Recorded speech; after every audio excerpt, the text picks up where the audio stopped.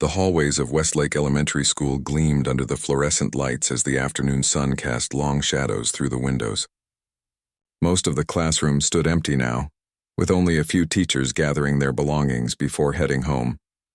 The sound of a mop bucket rolling across the polished floor echoed through the corridor as the school's newest janitor made her way methodically from room to room.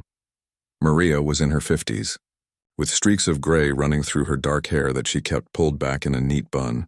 Her uniform, a simple gray shirt and pants, hung a bit loose on her small frame.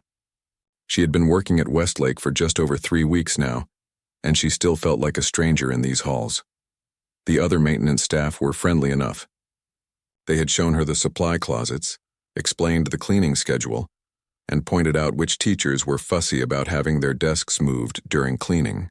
But Maria kept to herself, nodding politely at their instructions and offering small smiles when appropriate. Her English was decent but still carried a heavy accent, and she found it easier to simply listen and observe. "Have a good evening, ma'am," called out a young boy who had stayed late for math tutoring. He darted past her with his backpack bouncing against his shoulders. Maria smiled and waved. "You too, little one. Be careful on your way home." These brief interactions were often the highlight of her day. The children didn't seem to mind her broken English or her humble position. To them, she was simply another adult in their school world, someone who kept their classrooms clean and sometimes found lost lunchboxes or forgotten jackets.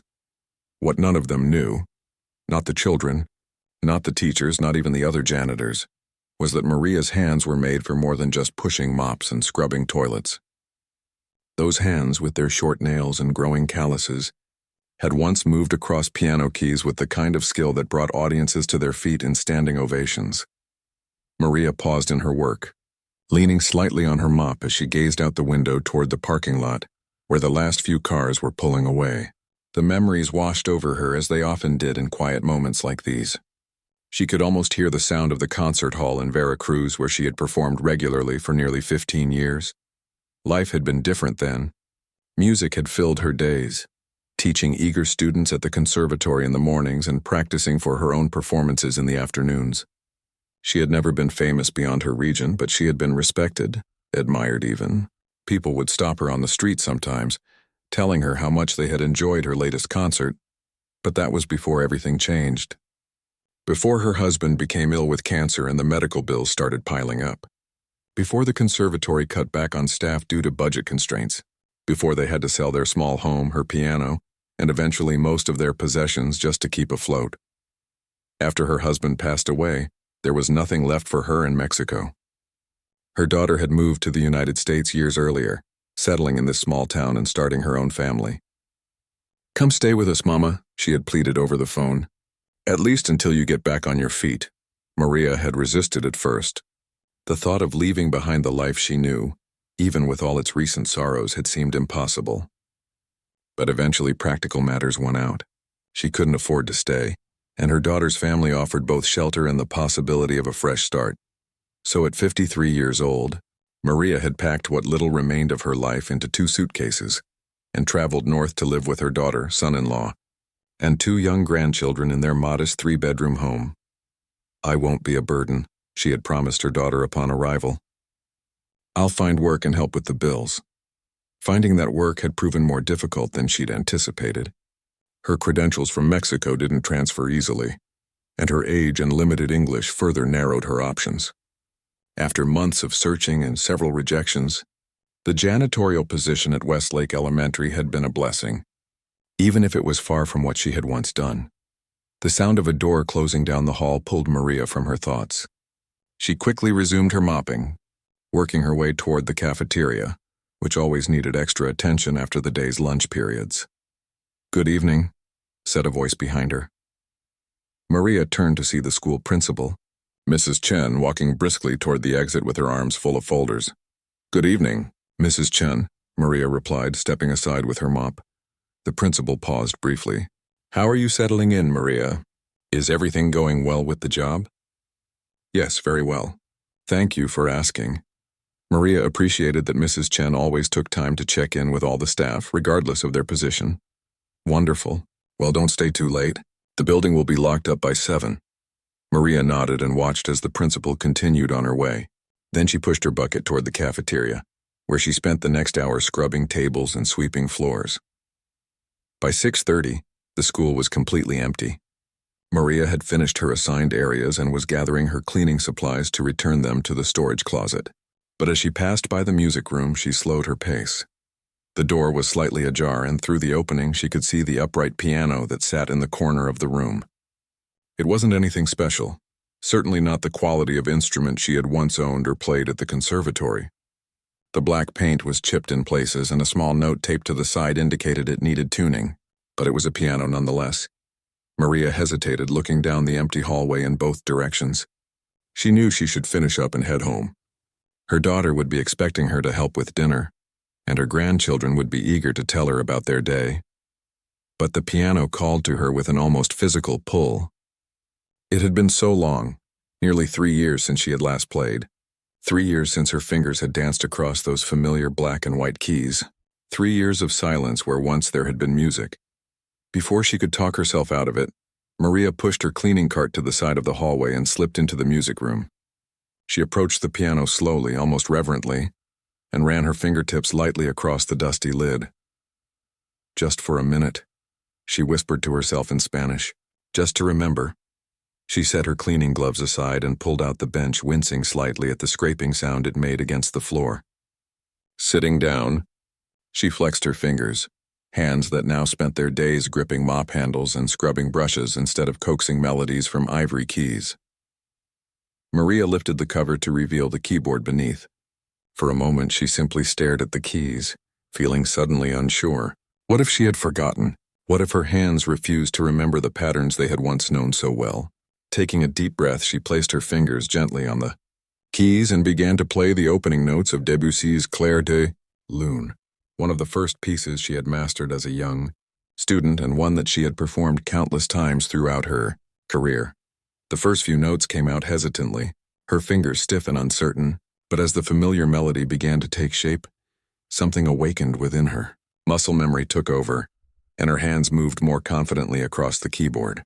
The music flowed through her like water breaking through a dam, tentative at first, then rushing forward with unstoppable momentum.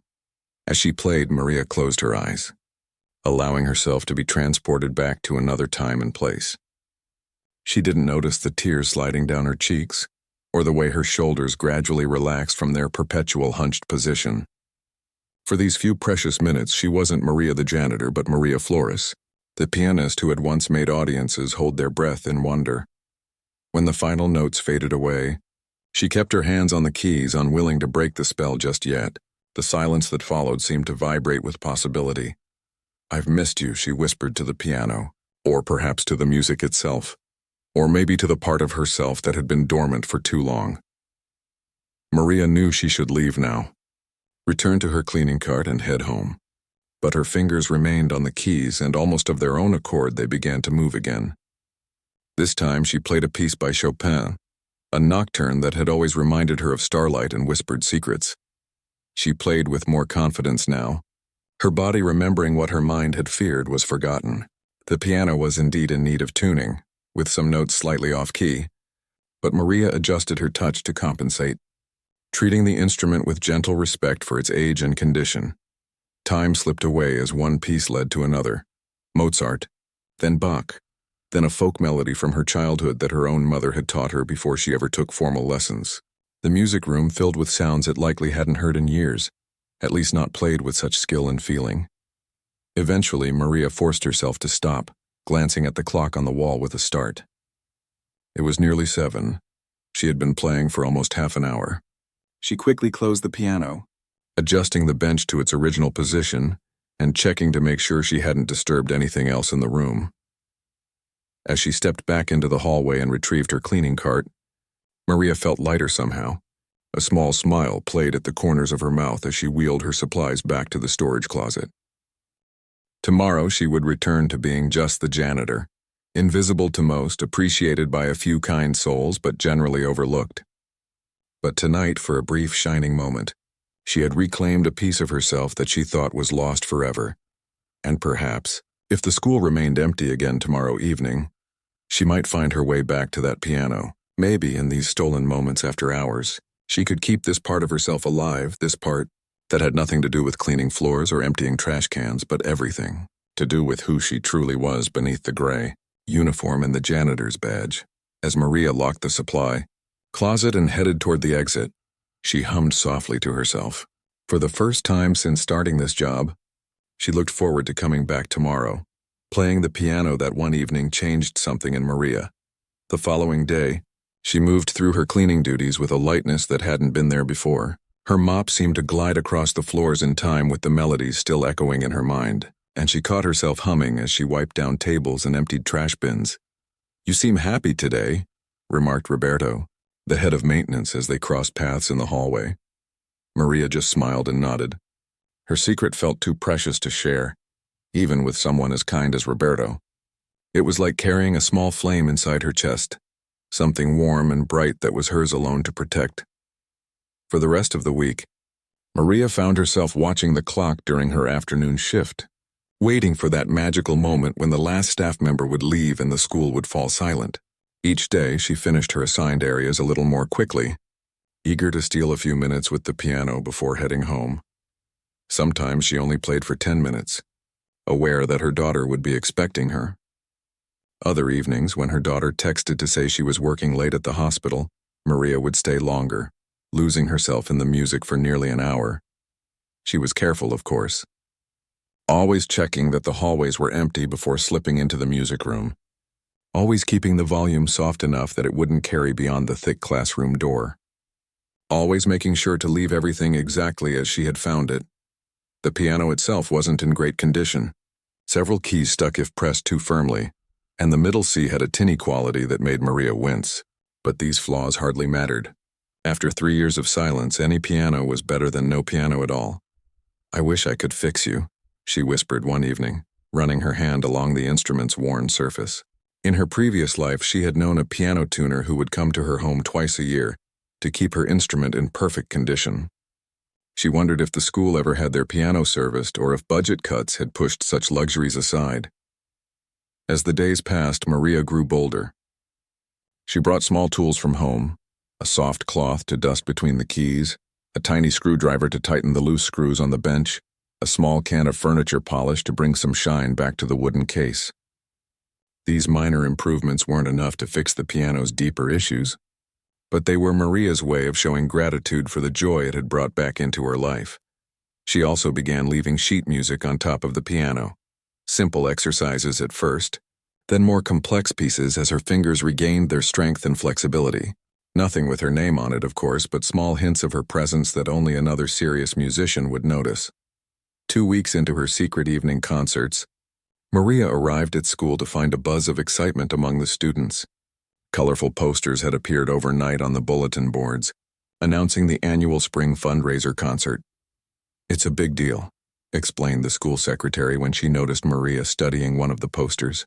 "Parents and community members donate to the school's arts program, and in return they get an evening of entertainment.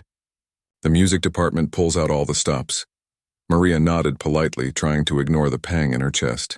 Once she would have been the centerpiece of such an event, not the person who would be emptying the trash cans afterward. She pushed the thought away as she continued with her cleaning cart down the hallway. That afternoon, she noticed more activity than usual in the music room. Ms. Peterson, the music teacher, had students coming in and out for auditions.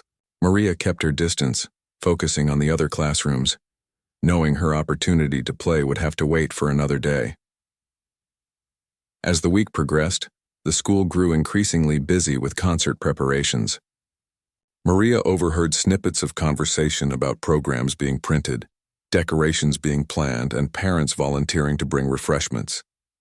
She also noticed that the piano had been moved from its usual corner to the center of the music room, with a new bench that actually adjusted properly. "They brought in a tuner yesterday," Roberto told her as they ate lunch together in the maintenance break room. Ms. Peterson nearly had a fit when she realized how bad the piano sounded. "Apparently some hotshot pianist is coming to perform at the fundraiser, and she wants everything to be perfect." Maria's heart sank. Not only had the piano been tuned without her getting to enjoy the improvement, but now security would likely be tightened around the music room with an important guest coming. Her evening sessions might have to be put on hold. That night, after finishing her cleaning route, Maria hesitated outside the music room. The door was closed but not locked. She stood there for several minutes, wrestling with herself. Finally, the pull of the newly tuned piano won out over her caution. She slipped inside, closing the door softly behind her. The room smelled different, like furniture polish and fresh paper. The music stands had all been arranged in neat rows, and someone had placed a vase of flowers on a small table near the window. But it was the piano that drew Maria's eye. Even in the dim evening light filtering through the windows, she could see the difference. The wood gleamed with a rich polish, and when she carefully lifted the cover, the keys looked whiter, more inviting. Maria sat down, adjusted the new bench, and placed her hands on the keys. The difference was immediate. When she played the opening notes of Bach's Prelude in C major, each note rang out with perfect clarity. The sticky keys moved smoothly, and the tinny middle C had been restored to its proper tone. Tears sprang to her eyes as she continued to play. It was like reuniting with an old friend who had been given a new lease on life. Her fingers danced across the keyboard, no longer having to compensate for the piano's flaws, free to express the music as it was meant to be heard. She played through piece after piece, reveling in the improved sound. Bach gave way to Mozart, then to Beethoven's Moonlight Sonata, a piece she had performed dozens of times in her previous life. The music filled the room with a richness that hadn't been possible before, and Maria lost herself completely in the experience. She didn't hear the door open. "Excuse me, what do you think you're doing?" The sharp voice cut through the music like a knife. Maria's hands froze on the keys as she turned to see Miss Peterson standing in the doorway, her face a mask of displeasure. I'm sorry," Maria stammered, quickly standing up from the bench. "You're the janitor, aren't you?" Ms. Peterson stepped further into the room, her arms folded across her chest. "This is an expensive instrument, not a toy for the cleaning staff to play with. Do you have any idea what could happen if you damaged it?" Maria felt her face grow hot with shame. "I would never damage a piano," she said softly. "I was being careful. That's not the point. This piano was just tuned for our guest performer, and it's off limits to unauthorized personnel." Ms. Peterson's voice was cold. "I'm sure you have other duties to attend to. Please finish your cleaning and leave the musical instruments alone."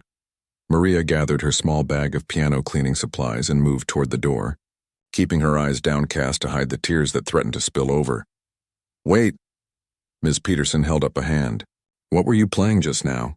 "It sounded like Beethoven." "Moonlight Sonata," Maria answered quietly. "First movement." The music teacher's eyebrows rose slightly. "And where did you learn to play Beethoven?" For a moment, Maria considered telling this woman the truth. About the conservatory in Mexico, about the concerts, about the life she had left behind. But the judgment in Miss Peterson's eyes stopped her. What would be the point? She was still just the janitor who had been caught touching something she shouldn't. "I took some lessons long ago," she said instead. "I apologize for disturbing the piano. It won't happen again." She slipped past the music teacher and hurried down the hallway, blinking back tears. Her cleaning cart was still parked near the supply closet, and she busied herself with organizing the supplies, trying to calm her racing heart. The encounter with Ms. Peterson replayed in her mind as she finished her shift and headed home. The humiliation burned in her chest, made worse by the knowledge that she would not be returning to the piano again. Her brief reconnection with music, with her true self, had been cut short. That night, Maria lay awake in bed listening to the soft sounds of her daughter's house. From down the hall came the gentle snoring of her son-in-law, and the occasional creak as one of her grandchildren turned over in sleep. Outside, a car passed by, its headlights briefly illuminating the ceiling of her small bedroom. "It was nice while it lasted," she whispered to herself in Spanish. The words tasted bitter, but she forced herself to accept them. Tomorrow she would return to being just the janitor again, the invisible woman with the mop and the cleaning cart. No one would ever know about the music that lived inside her, the melodies that continued to play in her mind even when her fingers were still. As she finally drifted toward sleep, Maria consoled herself with one small comfort. At least she had felt the keys beneath her fingers again, if only for a little while. At least she had remembered who she used to be, before life had taken so much away from her. Perhaps that would have to be enough. The days following Maria's confrontation with Ms. Peterson were some of the hardest she had experienced since starting at Westlake Elementary. Each time she passed the music room during her cleaning rounds, a heavy feeling settled in her chest. She kept her head down, focusing on the floors, the trash bins, the dusty corners, anything to avoid looking at the piano that now sat silent in her absence.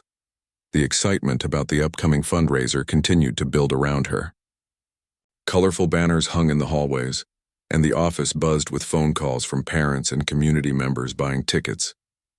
Maria overheard snippets of conversation about the famous pianist who would be performing, someone from the City Symphony who had studied at Juilliard and performed across Europe. They say he's bringing his own piano. Tuner to check the instrument one more time before the performance. One teacher told another as Maria quietly emptied their wastebaskets. Neither of them glanced her way or lowered their voices. The invisible janitor, present but unseen as usual. A week passed, then another. Maria did her job efficiently, but without the joy that had briefly lightened her steps. The flame that had been rekindled inside her seemed to have dimmed again, leaving only cold ashes and memories. "Are you feeling okay?" her daughter asked one evening as they prepared dinner together. "You've been so quiet lately." Maria forced a smile. "Just tired, that's all." "The school is very busy with this big concert coming up." Her daughter nodded sympathetically. "Will you need to work that night?" "For cleanup afterward?" "Yes," Maria replied. Mrs. Chen asked if I could stay late. "The pay will be good, time and a half." What she didn't say was how much it would hurt to watch others enjoy the music, to see someone else sitting at the piano she had briefly claimed as her own. To be the person who swept up the programs from the floor after everyone else had gone home, carrying the music with them. 2 days before the fundraiser, disaster struck. Maria was mopping the hallway outside the principal's office when she overheard the frantic phone conversation inside. "What do you mean he's canceled?" Mrs. Chen's voice rose with distress. "The fundraiser is in 2 days. We've sold over 300 tickets." Maria slowed her mopping, trying not to appear as if she was eavesdropping. "Food poisoning? Well, I understand that, but surely there must be someone else from the symphony who could step in." A pause. "I see. Yes, of course, health comes first." The principal's chair squeaked as she apparently stood up and began pacing. "Ms. Peterson is going to have a complete meltdown. This fundraiser is her baby, and the musical performance is the centerpiece." Maria continued down the hall, her mind turning over what she had heard. The pianist was sick and wouldn't be performing. She wondered what would happen now. Would they cancel the entire event? Find a student to play instead? She got her answer an hour later when she heard raised voices coming from the music room. Wheeling her cart closer, she saw Ms. Peterson and Mrs. Chen in what appeared to be a heated discussion. "We simply cannot cancel," Ms. Peterson was saying, her hands moving emphatically. "The arts program needs this funding for next year's instruments and sheet music, not to mention the embarrassment of refunding all those tickets." "I understand that," Mrs. Chen replied, her voice calmer but strained. "But what choice do we have? The pianist is in the hospital with severe food poisoning, and his agent says none of his colleagues are available on such short notice." "What about the high school? Surely their music department—" "I already called. Their advanced students are away at a competition in Washington this week." Maria stood frozen in the hallway, a cloth clutched forgotten in her hand. Before she could think better of it, she took a step forward, then another, until she stood in the doorway of the music room. Both women turned to look at her, surprise evident on their faces. "Excuse me," Ms. Peterson said, not unkindly but with clear dismissal in her tone. "We're in the middle of something important." Maria swallowed hard, her heart pounding. I could play," she said, the words coming out in a rush before she lost her nerve. There was a moment of stunned silence. "You?" Ms. Peterson finally asked, her eyebrows rising toward her hairline. Maria nodded, her hands twisting the cloth she held. "Yes, I play piano. I could help with your concert." Mrs. Chen looked thoughtful, but Ms. Peterson let out a short laugh. "I'm sorry, but this is a serious fundraiser with people paying good money for professional entertainment," the music teacher said. "We need someone with proper training and experience." Maria felt heat rising in her cheeks, but she stood her ground. "I have training. I studied at the National Conservatory of Music in Mexico City. I performed concerts for 15 years before coming to the United States." The surprise on their faces might have been comical in another situation. "You're a concert pianist?" Mrs. Chen asked, clearly struggling to reconcile this information with the quiet woman who mopped their floors every day. I was, Maria corrected gently. Many years ago. Ms. Peterson's expression had shifted from dismissal to uncertainty. That's why you were playing Beethoven the other night, she said slowly. You actually know what you're doing, Maria nodded. I can play whatever program your guest was planning. Classical pieces are what I know best. The two women exchanged glances, having a silent conversation with their eyes. Perhaps a quick audition would be appropriate, Mrs. Chen suggested, just to be sure. Ms. Peterson still looked skeptical but gestured toward the piano. Do you know Chopin's Ballad No. 1 in G minor? Maria felt a smile spread across her face. It was one of my signature pieces, she said, setting down her cleaning cloth and moving toward the instrument that had been calling to her for weeks. She sat down, adjusting the bench with practiced ease. Taking a deep breath, she placed her hands on the keys, feeling the cool ivory beneath her fingertips. Then, without sheet music or preparation, she began to play. The opening notes of the Bayad filled the room, gentle and questioning at first, then building with increasing intensity and emotion. Maria felt herself transported back to concert halls of her past as her fingers found their way through the complex passages. With muscle memory that had never truly faded, she was vaguely aware of other staff members pausing in the hallway, drawn by the music flowing from the room. But her focus remained on the keys beneath her hands, on the music that had been her first language for most of her, like when she finished the piece nearly 9 minutes of some of Chopin's most challenging work. The silence that followed seemed to vibrate with electricity. Maria finally looked up to see Ms. Peterson standing with one hand pressed against her mouth, tears glistening in her eyes. That was, the music teacher began, then stopped, seemingly unable to find adequate words. Mrs. Chen had a look of wonder on her face. I think we've found our pianist for the fundraiser, she said softly. The next 48 hours passed in a blur. Word spread quickly throughout the school that the janitor, the quiet woman, who had been invisibly cleaning their rooms for months, was actually a classically trained pianist who would be performing at the fundraiser. Students stared at her in the hallways, whispering behind their hands. Teachers who had barely acknowledged her existence before now smiled and waved as she passed. It was disorienting after so many months of invisibility. Ms. Peterson, to her credit, had apologized for her initial dismissal. I should have listened when you said you knew about pianos, she said, her usual briskness softened with genuine regret. I made assumptions based on your job. That was wrong of me. Maria had accepted the apology with grace.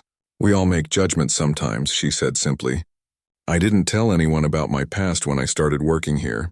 It was easier to keep it to myself. Together, they had worked out a program for the fundraiser, a mix of crowd-pleasing classics and a few more challenging pieces to showcase Maria's skill.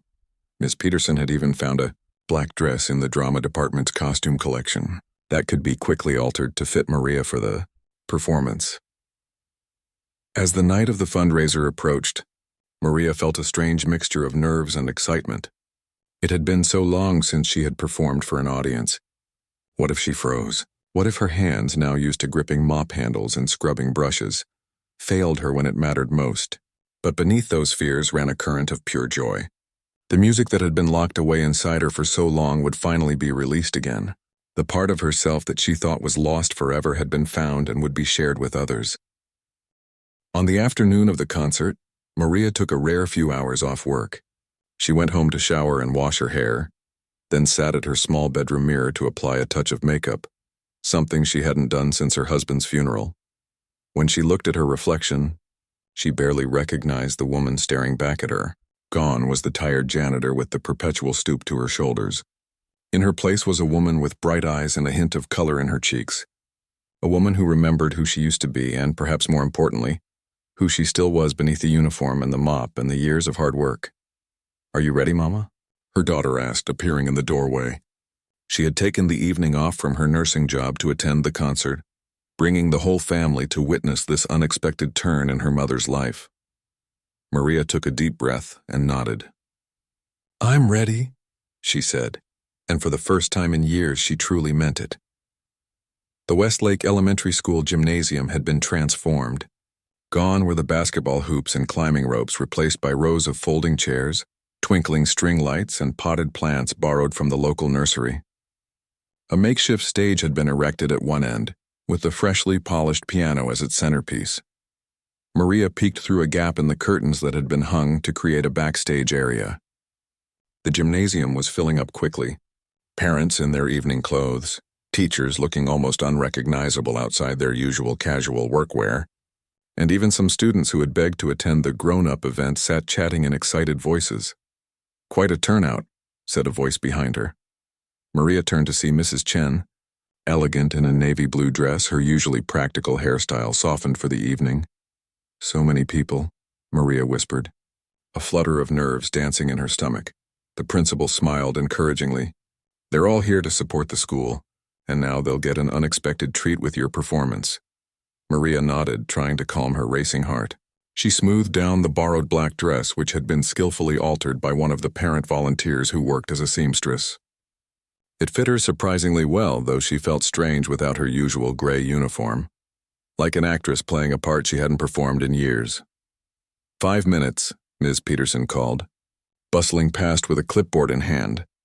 The music teacher had been a whirlwind of activity all day, directing the setup, arranging last-minute details, and somehow finding time to change into a stylish pantsuit. She paused briefly, meeting Maria's eyes. "Your family has arrived. They're seated in the front row." Maria's heart warmed at the thought of her daughter and grandchildren watching her perform. It would be the first time they had ever seen this side of her. Her daughter had been just a child when they left Mexico, too young to remember her mother on stage. As the minutes ticked by, Maria ran through the program in her mind. She had practiced whenever possible over the past 2 days, coming in early before her shift and staying late after, with Ms. Peterson's blessing this time. The piano felt like an old friend now, welcoming her back after a long absence.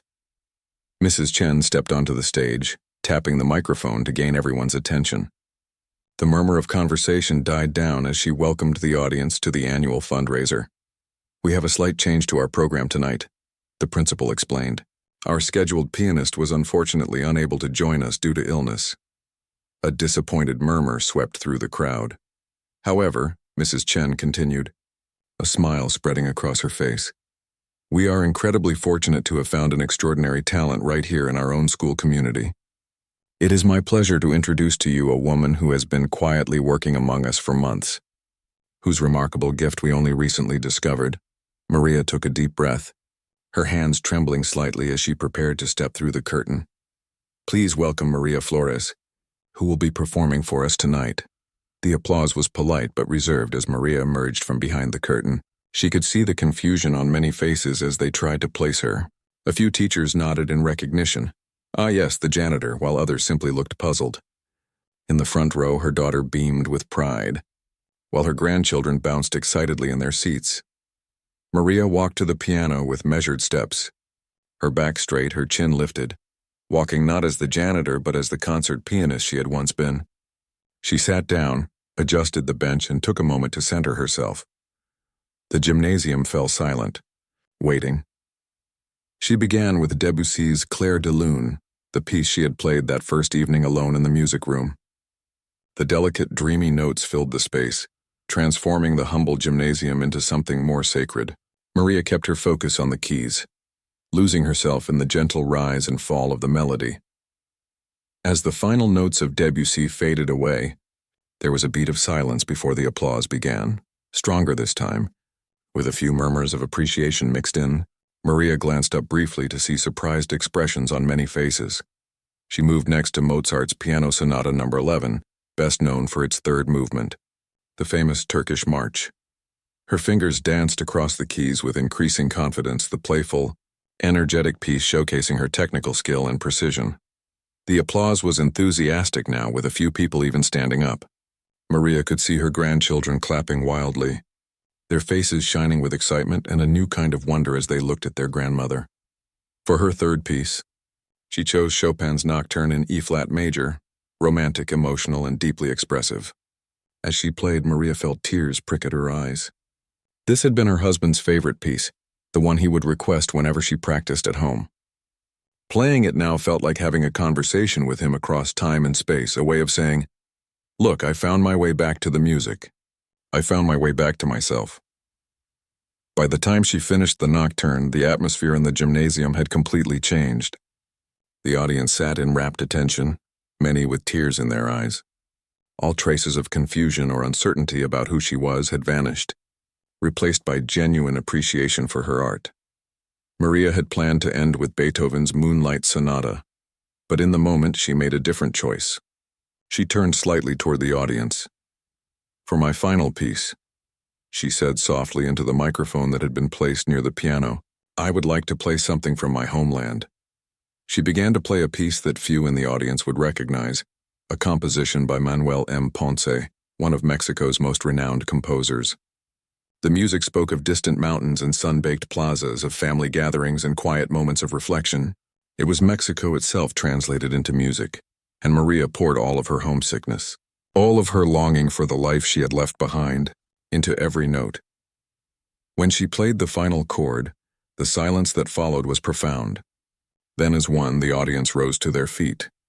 The applause was thunderous in the confined space of the gymnasium, with cheers and whistles joining the clapping hands. Maria stood somewhat shakily, and bowed as she had been taught to do all those years ago at the conservatory.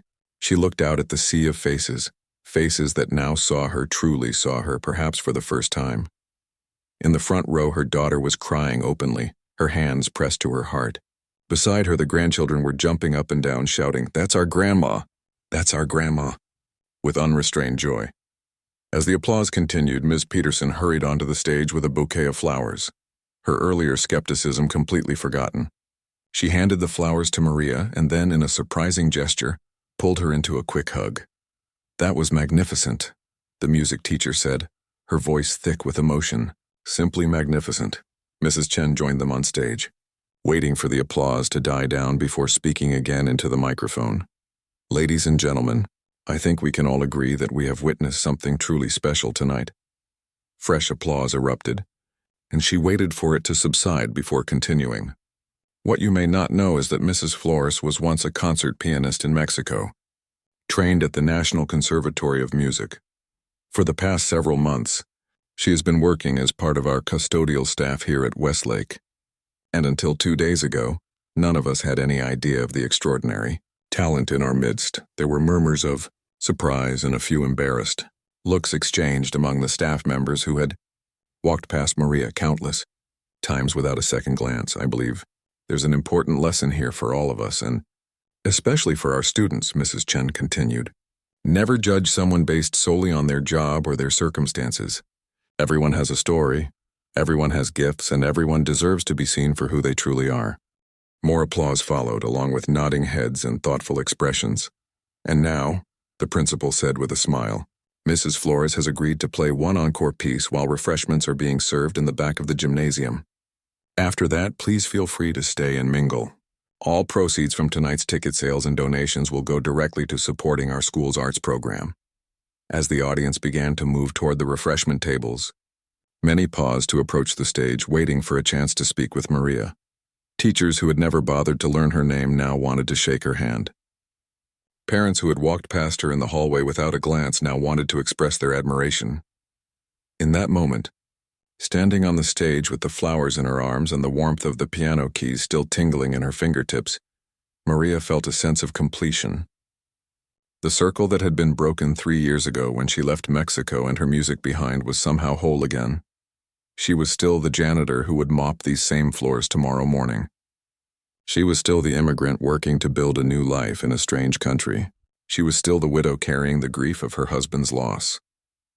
But now she was also once again the musician, the artist, the woman who could make people feel something powerful through her music. And perhaps most importantly, she was finally visible. The Monday after the fundraiser felt different.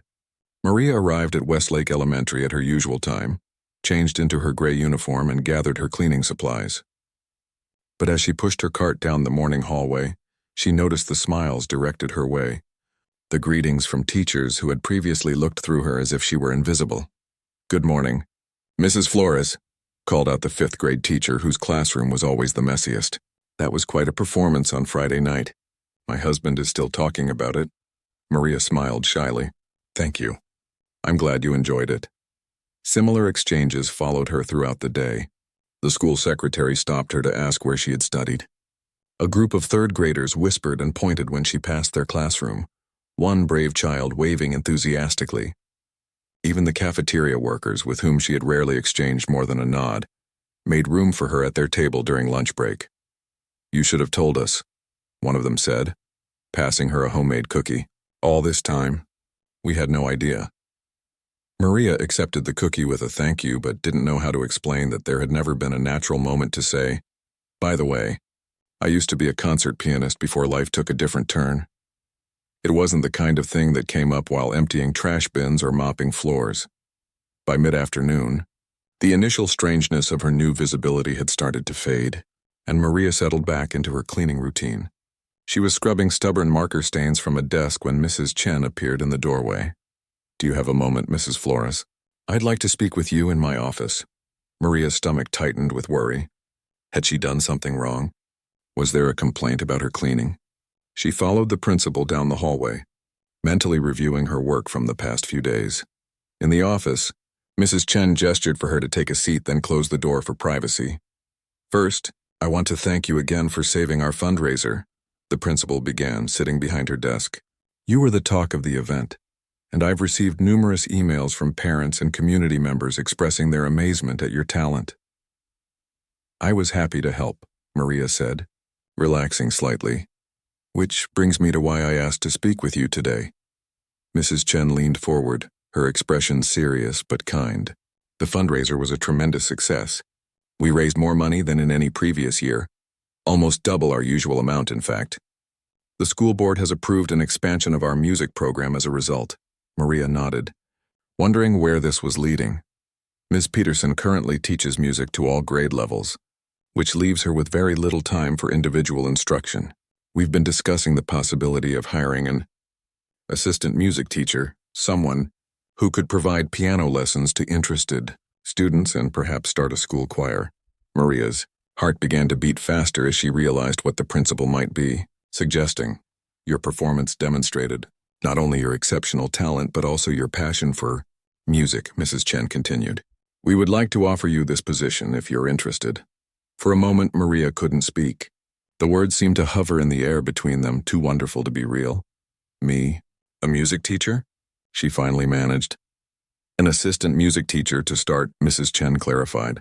20 hours per week, focusing primarily on piano instruction and vocal music.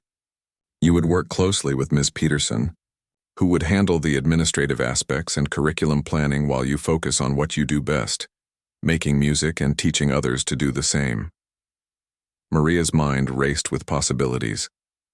Teaching again, sharing her knowledge, her love for music, working with children who wanted to learn, watching their faces light up when they mastered a difficult passage. It was everything she had left behind in Mexico, but there were practical concerns too. What about my cleaning position? She asked. You could continue part-time if you wish, or we can help you find a replacement. The choice is yours. And Maria hesitated, unsure how to phrase her next question. My papers.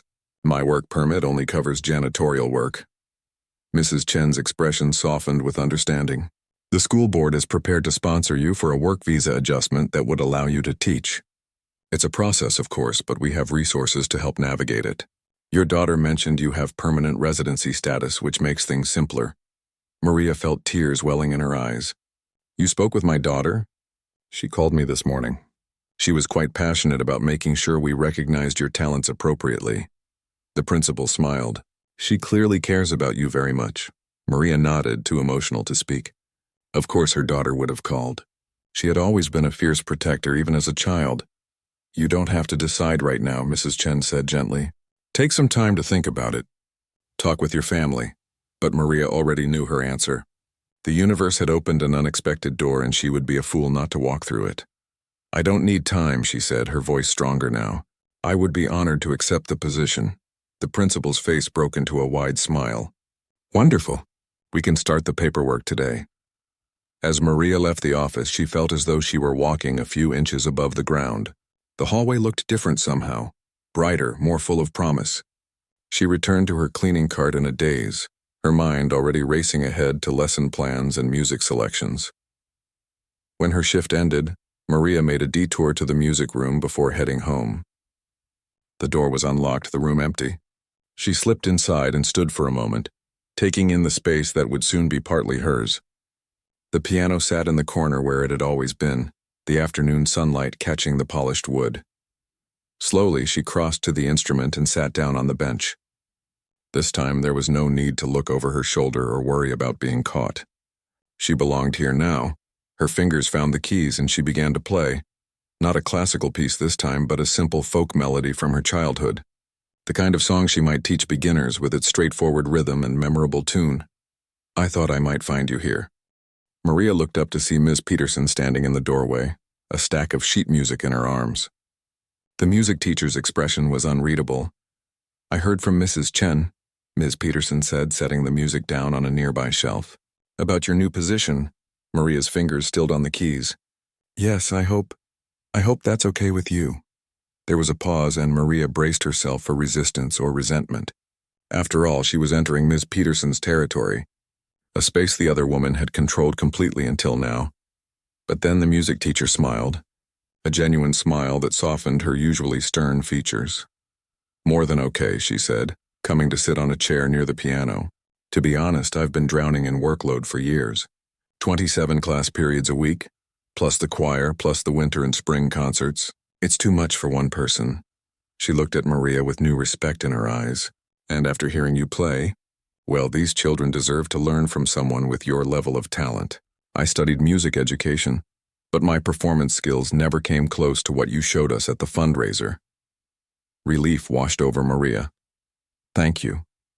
I promise I'll work hard to justify your confidence." Ms. Peterson nodded. "I believe you will." She gestured to the piano. "What was that piece you were just playing? It wasn't familiar to me. An old Mexican folk song my grandmother taught me when I was very young. It's called La Golondrina, the swallow. It's about a bird who leaves its homeland but always carries the memory of home in its heart. It's lovely," Ms. Peterson said softly. "Perhaps you could teach it to the choir." "I'd like that," Maria replied, feeling a connection forming between them. A bridge built of shared love for music and teaching. They spent the next hour discussing ideas for the expanded music program, how to structure the piano lessons, which students might benefit most from individual attention, songs for the choir to learn. Ms. Peterson showed Maria the music library, the storage closets, the electronic keyboards used for group instruction. When they finally parted ways, the sun was setting outside the classroom windows. Maria gathered her things, a sense of purpose filling her chest as she walked to the bus stop. Her phone buzzed with a text from her daughter. "How was work today? Anything interesting happen?" Maria smiled, knowing her daughter was fishing for news about the job offer. She typed back, "I'll tell you everything when I get home." But yes, something very interesting happened. As the bus carried her through the twilight streets, Maria gazed out the window, thinking about the circular nature of life. 3 years ago, she had lost nearly everything. Her husband, her career, her home, her sense of identity. She had crossed borders carrying grief and uncertainty, becoming invisible in a new country where no one knew or cared about who she had once been. And now, through a chance encounter with a piano in an empty classroom, she had found her way back to herself. Not exactly the same self, she was older now, shaped by loss and struggle, but a self that still had something valuable to offer the world. Tomorrow, she would clean the school bathrooms and mop the cafeteria floor. But next month, she would also teach children how to make music. She would watch their small fingers find the right keys, guide their voices through scales and songs. She would share the gift that had sustained her through the darkest times. As the bus turned onto her street, Maria felt a lightness in her heart that had been absent for too long. The janitor who played piano was about to become the pianist who sometimes cleaned. And somehow that made all the difference.